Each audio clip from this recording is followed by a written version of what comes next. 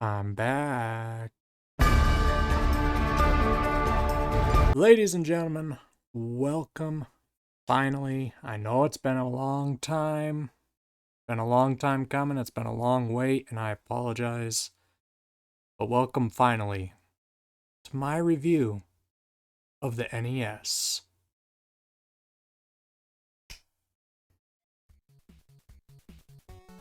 Now, the NES has always been such an amazing system that has intrigued me, that has just been such a landmark to me personally in my life. I have always been just blown away by it and everything that it has brought to gaming just all around.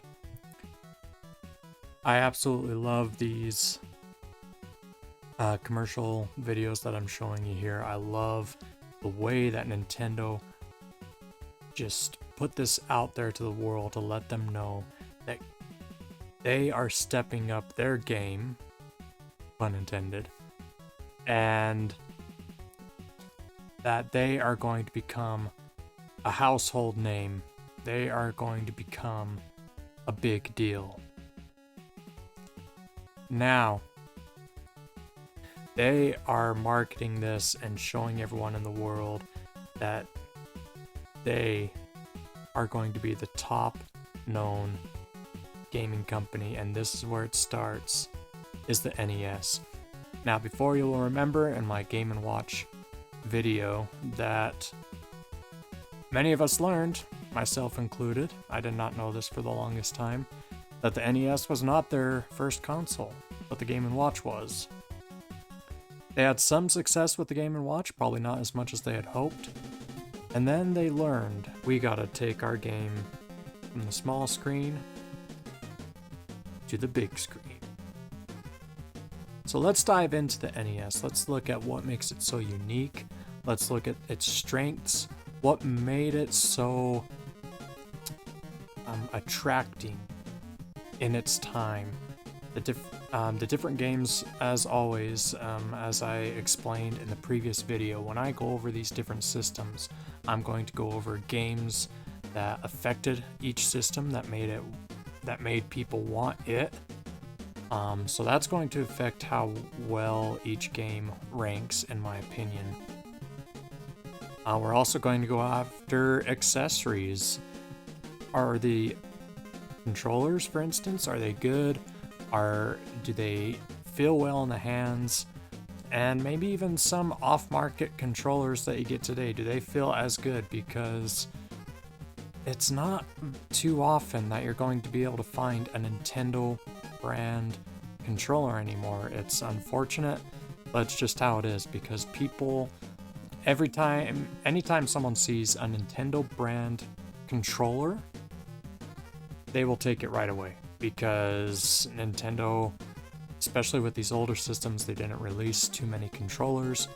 I mean, obviously they released enough for there to be 2 controllers per system, and maybe even just a little bit more than that.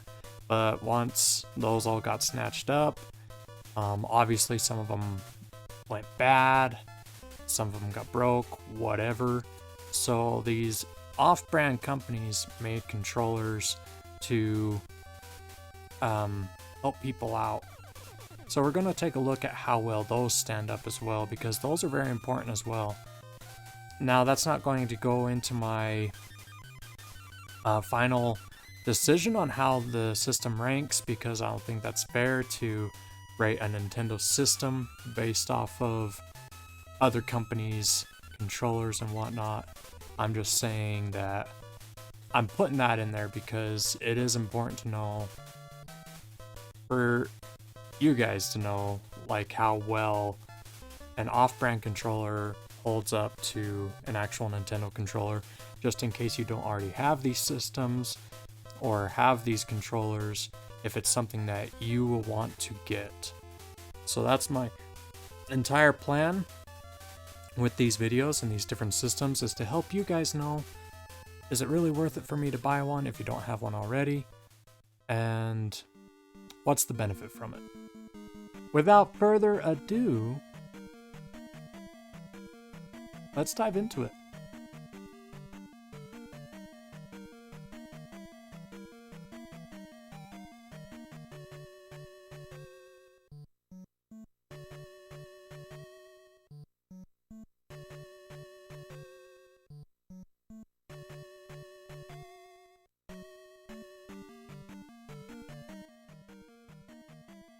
Now, upon first glance on the NES, a lot of people have cut it down and said that it's way too blocky.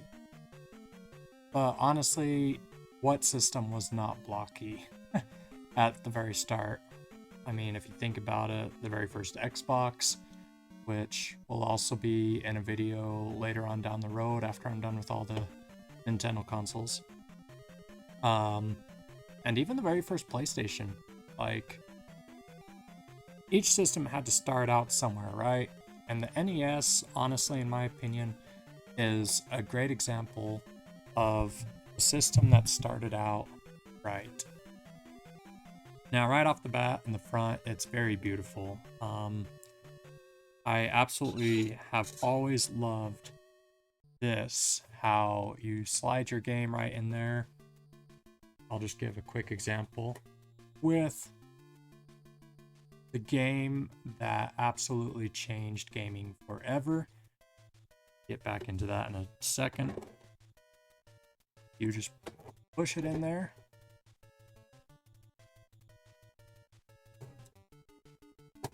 Sometimes it's stubborn. And it pushes down. I absolutely love that. Absolutely love that it hides itself in there nicely, and you can even close the lid, and boom. Like, these cartridges that they made for it are huge, because this is all they could work with at the time. Is a huge cartridge that would read that little chip in there and give you everything that you needed. And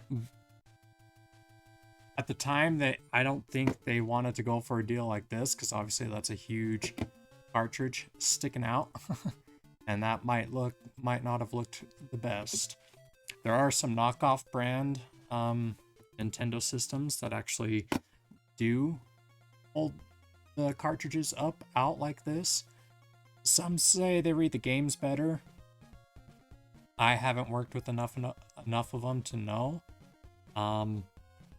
I will admit that this did have its problems, where if this inside here was just a little bit dusty or whatever, you would have to blow that out, because the reader inside here would not like it if there was dust on it.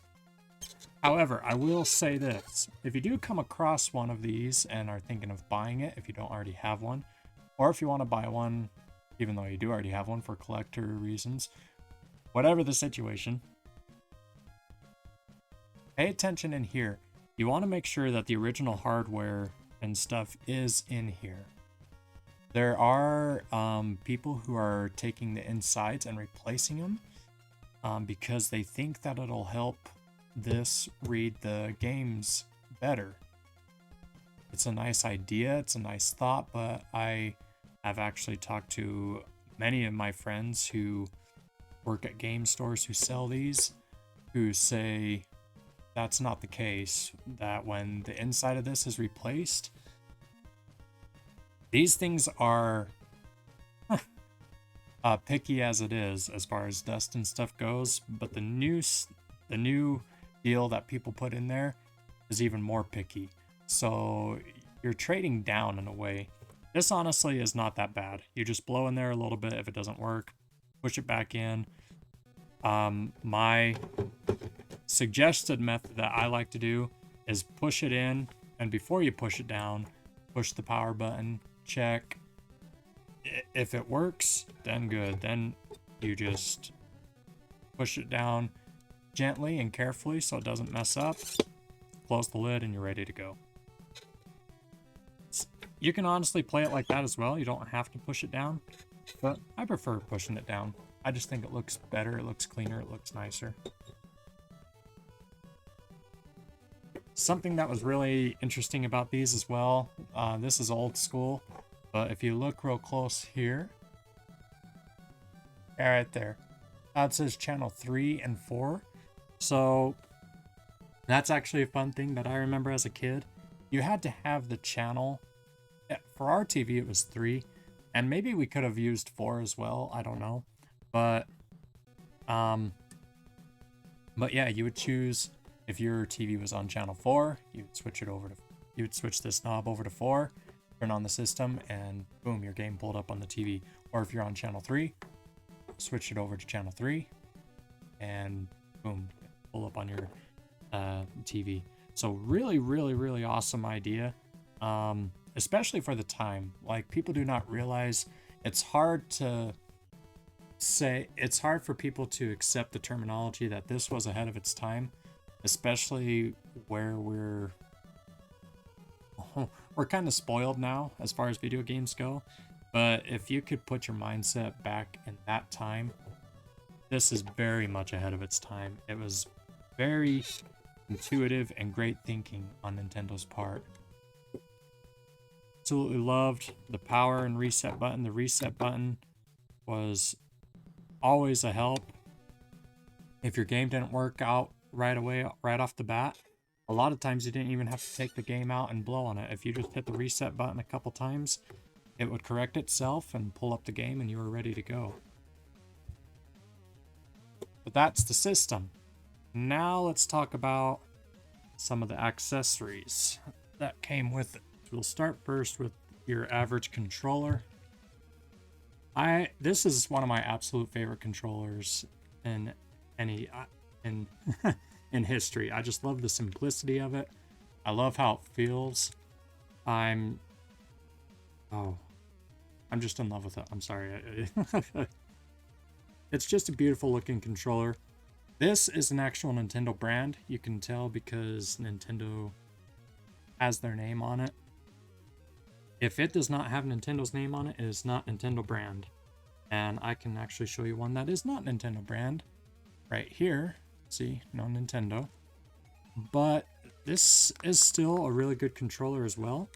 I will say that the actual Nintendo brand controller feels just slightly better. The D-pad is not as stiff. It feels more loose and free. The buttons are indented here. You can see how they kind of dent down and go in, whereas these are rounded on the top. That doesn't bother me as much. What bothers me more is how stiff the D-pad seems. That's why I still have it tied up. That's why I haven't used it, because I prefer my original Nintendo controller. I actually have a second Nintendo controller that came with this. I got very lucky when I found this system, when I found it for sale. Both controllers really good. Also, I will say that if your controller ever goes bad on these things, that's another perk for this system. The controllers are very easy to take apart. It's just a really small Phillips head screws in there. There's 6 of them. Very easy to take apart, very easy to put back together. You just clean the stuff up in there. You can you can wash this all.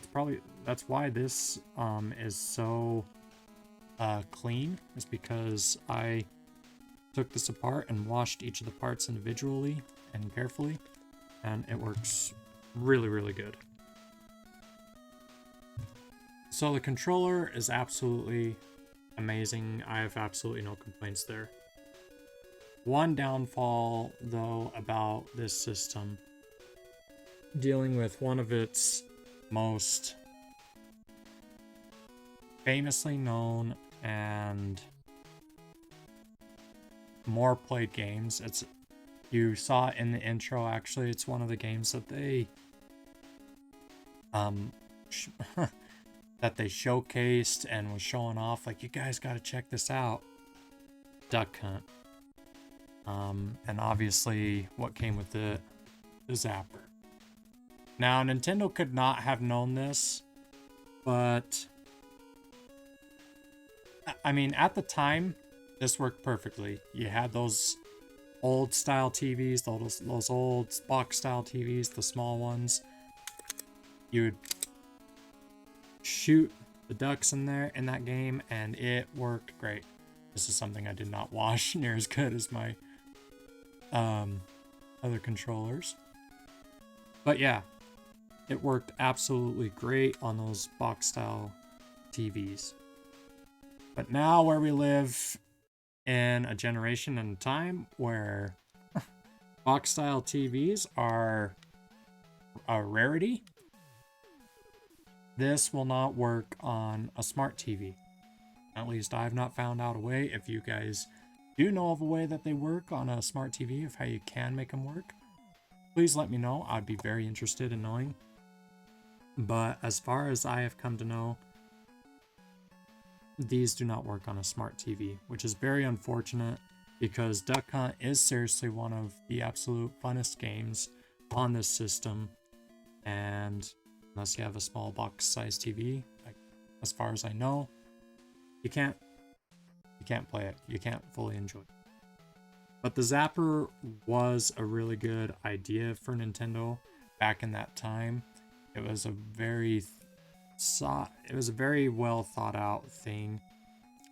I mean, and it's easy for us, right? Hindsight 2020, we can say, oh, they should have thought about advancements in TVs. That's easy for us to say. Back in 1985, I'm pretty sure that was the furthest thing from their mind. They were just thinking about giving kids something fun that they could enjoy. And dang it, it was very enjoyable. Just unfortunate that it doesn't work on our current TVs. Games. I'm just gonna show off a few of my personal favorites. I mean, obviously, the 3 Mario Bros. Games, absolutely phenomenal games. I never get tired of them. Duck Hunt, as well, as I mentioned before. This is where Mario truly was born. I mean, you had the Mario Bros. Game on the Game & Watch, as I showed in my last video. But this is where Mario truly came to life and truly showed his colors and became the household name that he is today. So, awesome. The Wrecking Crew, which I think is just funny because it reminds me of Wreck-It Ralph. Pretty fun game as well, though. Pretty awesome. A long lost legend that not very many people know about, but I think is one of the absolute funnest games on this system. Mario is Missing. Absolutely love this game. One of the very few games, especially this early on, that you played as Luigi as first player. Obviously you played as Luigi in the Mario Bros. Games if you were second player, but you're Luigi as first player. That's pretty freaking cool. Another very well sought after game. Dr. Mario got his birth here on the NES as well. Very, very awesome. And Tetris as well. I wish I had Tetris out here, but I forgot about it. But yeah, these were games that were making you think. Like, they made you have fun. You did have a lot of fun, but they also made you think. So really awesome. Classic Teenage Mutant Ninja Turtles. This game I have a love and hate relationship with because I love it, but I'm terrible at it. Maybe some of you can relate. But still, another really awesome game. And obviously, being the Zelda-holic that I am, I mean, you can see my nice little blanket here that we're set up on. This video would not be complete without the 2 Zelda games that released on this beautiful system. The Legend of Zelda, which started out the great franchise, and also The Adventure of Link, which in my opinion to this day is the hardest Zelda game. but I still love it. It's still a very, very good game. Many would disagree with me, but it's one of my absolute favorites. Despite it being the hardest in my opinion, it's also one of the most unique and fun. Something huge about this though that really changed gaming forever, and it's not to take away from the NES, it's actually a compliment to the NES that it could read something like this early on. Zelda was the very first game that allowed you to save your progress, turn off the system, come back later, and your progress would still be there and you just pick up from where you left off. None of these other games, Mario Bros, all that, you couldn't do that. Zelda was the first one, and it it became a huge, huge deal and affected gaming forever. Before, all these games were like arcade mode. You played up until you died or whatever, and then it's like, okay, you gotta start over. Or you played until you got tired, walked away from it. By the time you come back, it's like, oh, gotta start over. Same deal. But Zelda changed that. It was like, nope. Tired of playing? No problem. Save it. Come back to it later. And the Adventure Link actually even had, well, they both had 3 different files you could save on, which is just monumental and showed the early and wonderful powers of the NES, that you were able to save up to 3 files on each of these, and it would still remember where each of those files were. So, in that aspect, very ahead of its time. Connectors, obviously, for the game, simple. Just your red and yellow connectors, AV.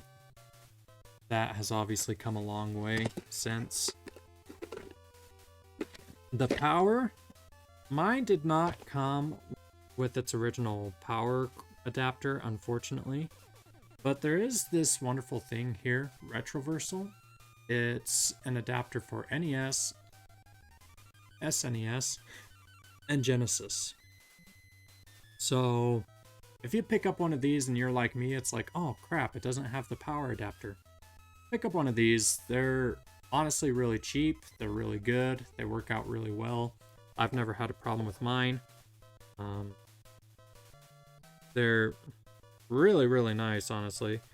You just hook up this bad boy to the back, hook that up to the thing. I mean, that's, you all know about that. I don't need to. So, let's head back over to where we started, and let me give my final thoughts and impressions of the NES, how I think it stands up today, how much I think it's worth, how much I would encourage you guys to either try to talk a seller down to or whatever. Yeah, let's go back to where we were. So, final impressions, final thoughts. You guys know me, I'm very biased when it comes to Nintendo. If you don't know that already, you will come to know that about me. I think the NES is an absolutely amazing and wonderful system. I think that Nintendo was... I would love to dive into their brains, because the fact that they thought this out at such an early time in 1985 is huge. The NES sold 61 million copies. So they sold more than their Game & Watch units, which I'm sure felt really good for them. I'm sure that they were very happy and pleased with. An original NES, when it was very first released, cost $149.99. So 61 million of those sold. That was huge for Nintendo. Absolutely huge. And it would encourage them in their future makes and models and stuff as we see today. And so my final grading I didn't really give an official grade to the Game & Watch, but that's okay. I'll leave that one up to you guys, how you want to grade it. There was 2 different ones, so it was very hard for me to grade anyway. But with the NES, I will proudly give it a grade. The grade that I want to give the NES, and we're going on a scale of 1 to 10. 10 being absolutely amazing, 1 being terrible. And you all know the numbers in the middle. The grade that I'm going to give the NES, I'm going to give it a 6. This is hard for me because I absolutely love this system. I love what it did for gaming. I love that it brought the franchise into my life that has changed my life forever. That means so much to me. But I'm giving it a 6 because of a couple things. The Zapper, again, which isn't Nintendo's fault, but it's kind of disappointing that you can't really use that now on your newer TVs. You're going to have to find a box TV. Again, unless you guys know of a way to play it on your smart TV, I would love to hear it. Please let me know in the comments. But also because of how easily, like, dust affected the games. And a lot of times it wasn't even dust. It was just not putting the game in there right. Which again was sometimes easily fixable by just hitting the reset button a couple times, but still. You want to hit the reset button a couple times, waste your time with that, or you want to get right into a game. But I'm not cutting down on it. Again, I love the design of it. I love how it looks. I've absolutely always loved how you slide it in there, push it down, it stays down. Such a cool thought. Such a unique idea. How much would one be worth today? Now, if it was complete in box, now you guys got to understand something. 61 million copies of these were sold, meaning that they're all over the place, really. The Game & Watch, I put their price as high as I did because 40 million copies, that's 20 million less, and they're a little bit harder to come by. So their price was higher because of that reason. For an NES, I would, if it wasn't with the box and stuff, but it looked like it was in good condition, I would probably pay 60 or 70. If it didn't look very good, if it looked beat up and stuff, if the door was missing, yeah, you would be ripped off, in my opinion, if you had to pay any more than 30. If it was complete in box, though, and had absolutely everything inside of it, I'm not saying sealed, but complete in box, I would say about 130, 140. That's just my opinion. I'm not saying that you should show someone my video at a gaming store and be like, I was told I should only buy this for this much by this dude. Don't do that. But no, that's just my personal opinion. I don't know about it being sealed. You got to take into account too, though, that different gaming stores, I know my local gaming stores, they would sell stuff for a little bit higher. Maybe they bought the NES that's not quite complete in box but still looks really good. Maybe they bought it for the 60 or 70 that I said. But they got to make a little bit of value on that when they sell it to you. So maybe they're selling it for 90 to 100. I wouldn't judge them off that. I would support your local gaming stores. I would buy it off them if you want it. Because, again, in my opinion, they're worth it. They're a hot commodity. They're just so nostalgic, so amazing. And I would strongly recommend getting one. But that's where I stand with it, guys. Please let me know your comments down below. I would also love to know some of your favorite games from this system. There's a couple that I didn't showcase here that I absolutely love as well. DuckTales, DuckTales 2. Absolutely amazing games that I wish Nintendo would bring to the NES Online for the Switch. But I know they can't because of copyright issues or whatever is going on there. But so many wonderful games on this system, and such a wonderful system all around. So please let me know your thoughts. Do you enjoy these videos? Do you enjoy my insights? Also, let me know as these videos come out if one of these happens to be your favorite system. I would love to know. Love to interact with you guys and get to know your thoughts on these things as well. Thank you all so much. It's always a pleasure. And until next time, I've been your Zeldaholic, and I will see you soon. Next video.